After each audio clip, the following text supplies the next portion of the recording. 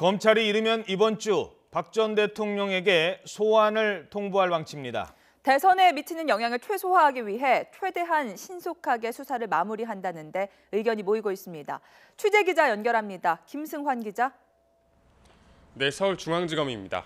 박 전 대통령이 파면된 뒤부터 검찰이 조속히 수사에 나설 것이다 이런 관측이 나왔는데 아직은 구체적인 계획은 안 나오고 있죠? 네, 김수남 검찰총장이 직접 대통령 조사를 챙기면서 신속하게 또 원칙대로 수사하겠다는 방침입니다.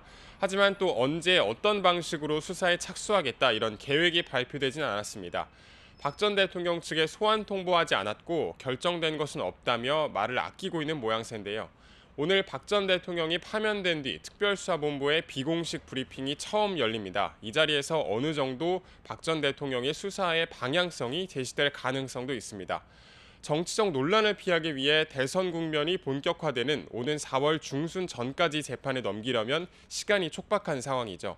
그렇기 때문에 박 전 대통령 측에 이르면 이번 주에 대면 조사 일정을 통보하는 방안이 거론되고 있습니다.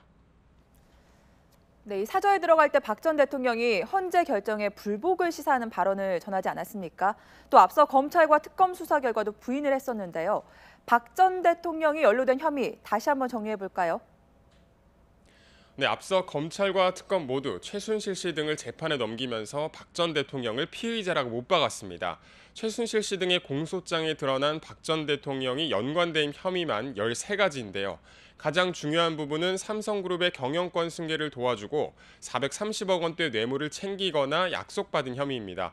이 밖에도 대부분 대통령의 직위를 이용한 직권 남용과 강요 혐의와 관련돼 있습니다. 최순실 씨의 이권 챙기기를 도와주기 위해서 기업들의 지원을 강요하거나 문학의 지원 배제 명단, 블랙리스트 작성과 관리에 개입하고 이 과정에서 고위공직자들의 사퇴를 종용한 의혹 등을 받고 있습니다. 이와 함께 정호성 전 비서관을 통해서 최순실 씨에게 비밀 문건을 주고 의견을 받도록 한 혐의도 포함됐는데요.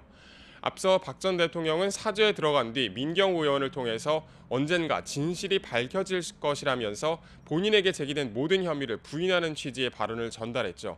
이에 따라 검찰에 나오더라도 이처럼 혐의를 전면 부인하는 것으로 보입니다. 검찰은 다른 피의자들처럼 박 전 대통령 측에 소환 통보를 하고 이에 불응할 경우 체포영장을 발부할 가능성도 있는데요. 지금도 박 전 대통령 측 주변에 지지자들이 사저 주변에 운집해 있는데 검찰이 강제로 박 전 대통령을 데려가려고 할 경우 충돌이 빚어질 가능성도 배제할 수 없습니다. 지금까지 서울중앙지검에서 YTN 김승환입니다.